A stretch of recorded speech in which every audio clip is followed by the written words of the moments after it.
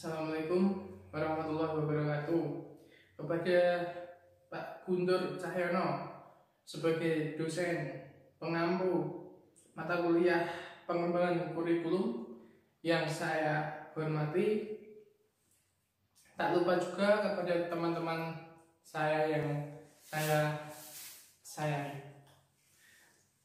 Perkenalkan, kami dari kelompok 3 akan membahas konsepsi pengembangan kurikulum.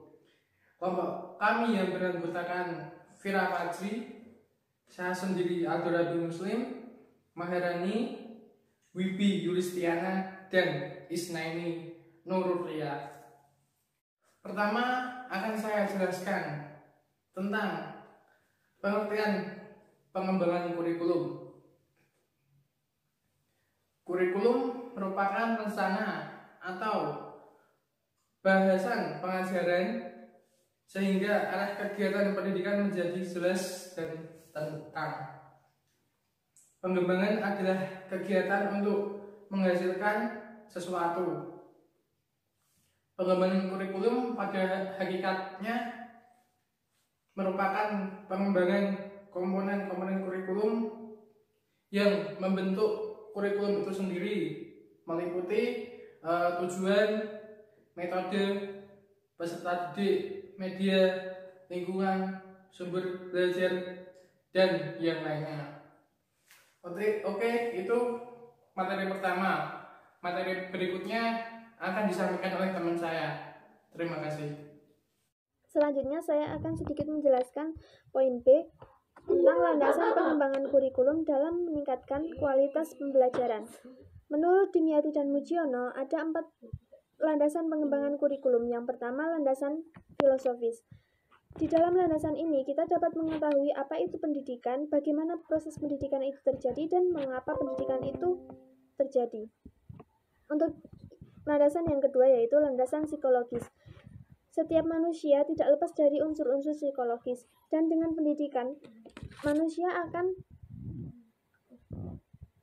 diubah dari anak-anak menuju kedewasaan. Untuk landasan yang ketiga yaitu landasan sosial, budaya, dan agama. Masyarakat tidak lepas dari pengembangan kurikulum. Yang keempat yaitu landasan pengetahuan, teknologi, dan seni. Dengan adanya landasan pengetahuan, teknologi, dan seni, maka pengembangan kurikulum akan berjalan dengan lancar. Untuk poin C, saya akan sedikit menjelaskan faktor-faktor pengembangan kurikulum. Ada 3 faktor pengembangan kurikulum. Yang pertama, perguruan tinggi, yang kedua masyarakat, dan yang ketiga sistem nilai. Perguruan tinggi, pengetahuan dan teknologi banyak memberikan sumbangan bagi isi kurikulum serta proses pembelajaran. Jenis pengetahuan yang dikembangkan di perguruan tinggi akan mempengaruhi isi pembelajaran yang akan dikembangkan dalam kurikulum tersebut. Kemudian yang kedua, masyarakat. Sekolah merupakan bagian dari masyarakat yang diantaranya bertugas mempersiapkan anak didik untuk dapat hidup secara bermartabat di masyarakat. Sebagai bagian dari agen masyarakat, sekolah sangat dipengaruhi oleh masyarakat. Di tempat sekolah tersebut berada isi kurikulum hendaknya mencerminkan kondisi masyarakat penggunanya serta upaya memenuhi kebutuhan dan tuntutan mereka. Yang ketiga, sistem nilai. Sistem nilai yang akan dipelihara dan diteruskan tersebut harus terintegrasikan dalam kurikulum. Selanjutnya yaitu poin D, yaitu hal-hal yang perlu dipertimbangkan dalam konsep pengembangan kurikulum. Adapun terdapat 2 hal yang perlu dipertimbangkan dalam pengembangan konsep kurikulum. Kedua hal tersebut diantaranya yaitu yang pertama perekayasaan kurikulum dan yang kedua adalah asas pengembangan. Yang pertama yaitu perekayasaan kurikulum itu terdapat 3 proses, yaitu konstruksi kurikulum, yang kedua pengembangan kurikulum, dan yang ketiga adalah implementasi kurikulum.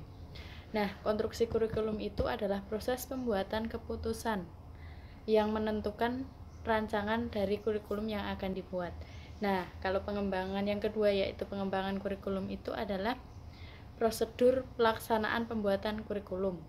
Nah, kalau yang ketiga implementasi kurikulum yaitu proses pelaksanaan kurikulum yang dihasilkan atau dirancang dari konstruksi dan pengembangan kurikulum yang tadi. Yang kedua adalah asas pengembangan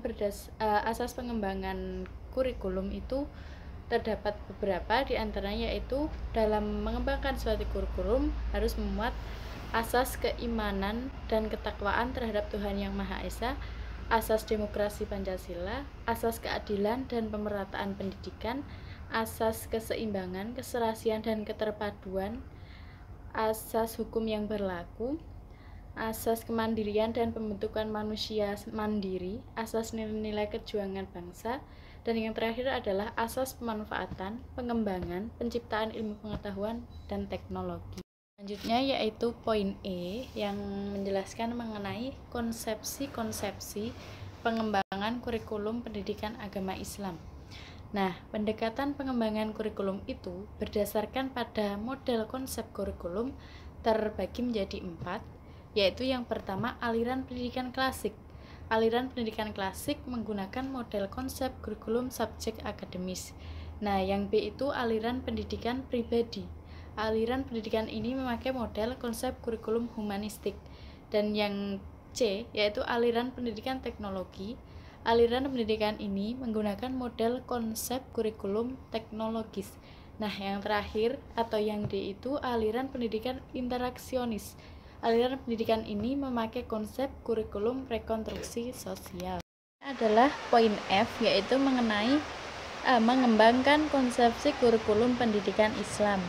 Untuk konsepsi kurikulum pendidikan Islam itu mempunyai beberapa ciri-ciri, di antaranya yang pertama, pengajaran selaras dengan fitrah, dan yang kedua, lebih mementingkan kepentingan umum daripada kepentingan pribadi. Nah, yang terakhir yaitu lebih mengutamakan amaliyah atau praktek daripada naldoriyah atau teori. Nah, dalam pengembangannya yang pertama itu struktur kurikulum pendidikan Islam hendaknya didasarkan pada identifikasi kompetensi, pengembangan struktur kurikulum, dan pendeskripsian bidang studi. Nah, yang kedua, dalam pengembangan kurikulum pendidikan Islam juga harus didesain sesuai dengan kebutuhan dan tugas kemasyarakatan. Yang terakhir, konkretnya, pendidikan Islam harus mengikuti perkembangan era global, informasi dan teknologi, namun juga harus mengacu pada Al-Quran dan As-Sunnah. Selanjutnya yaitu dimensi-dimensi organisasi kurikulum. Organisasi kurikulum mempunyai 2 dimensi pokok, yaitu dimensi isi dan dimensi belajar. Bagi pengembang kurikulum, seringkali 2 dimensi tersebut membingungkan karena tidak ada batasan-batasan yang tepat. Validasi beberapa kriteria sering dipersoalkan karena kenyataannya hanya digunakan untuk salah satu dimensi saja. Padahal sifat dari setiap mata pelajaran memang berbeda. Misalnya, organisasi kurikulum yang bersifat logis pada umumnya lebih mengutamakan dimensi isi dan melihat fakta apa adanya. Sedangkan organisasi kurikulum yang bersifat psikologis lebih mengutamakan dimensi pengalaman belajar dan isi setiap jenis struktur tertentu atau yang bersifat logis. Jika keduanya hubungan tersebut berkesinambungan, maka kesempatan belajar dapat ditingkatkan dan diperluas karena 2 dimensi tersebut saling mengisi. Selanjutnya yaitu dimensi evaluasi kurikulum. Dimensi berkaitan dengan waktu pelaksanaan evaluasi. Terdapat 2 jenjang waktu di dalam melaksanakan evaluasi kurikulum. Pertama, evaluasi formatif, yaitu evaluasi yang diselenggarakan sepanjang pelaksanaan kurikulum berlangsung. Yang kedua yaitu evaluasi sumatif, yaitu proses evaluasi ini biasanya dilakukan pada akhir semester, puncak tahun ajaran, atau mungkin dilaksanakan 5 tahun sekali. Dimensi komponen. Dimensi ini terdapat 2 komponen penting yang menjadi titik tekan evaluasi kurikulum. Kedua hal tersebut adalah komponen proses serta komponen produk. Dalam hal proses, evaluasi diarahkan guna mengukur efektivitas, efisiensi, dan realisasi sebuah metode dan proses pelaksanaan kurikulum. Dimensi keseluruhan proses. Dimensi proses yaitu ranah operasi keseluruhan dalam hasil belajar siswa. Dalam ranah operasi keseluruhan kurikulum, evaluasi bertujuan menilai keseluruhan proses pengembangan kurikulum, mencangkup perencanaan desain, implementasi, pengawasan, administrasi, dan penilaiannya. Baik, selanjutnya saya akan menjelaskan mengenai kedudukan kurikulum dalam pendidikan. Kurikulum itu dalam pendidikan atau sekolah sebagai pedoman dalam melaksanakan pendidikan, dan guru itu tugasnya untuk mengimplementasikan kurikulum tersebut. Kurikulum berkedudukan sentral dalam seluruh proses pendidikan. Kurikulum merupakan suatu rencana pendidikan yang menjadi pegangan dalam proses pendidikan. Yang selanjutnya yaitu peran dan fungsi kurikulum. Kurikulum merupakan suatu rencana pendidikan yang menjadi pegangan dalam proses pendidikan. Yang selanjutnya yaitu peran dan fungsi kurikulum. Kurikulum sebagai dokumen maupun sebagai implementasi atau pelaksanaan dokumen memiliki peran dan fungsi yang strategis, dapat diibaratkan sebagai kompas dan menunjukkan arah pelaksanaan atas pendidikan sebagai salah satu komponen dalam sistem pendidikan. Peran kreatif berperan penting dan bertanggung jawab untuk mengembangkan nilai yang baru sesuai dengan tuntutan perkembangan zaman masyarakat. Pada kenyataannya bersifat dinamis yang tentunya terus mengalami perkembangan dan perubahan kurikulum. Yang selanjutnya peran kritis dan evaluatif.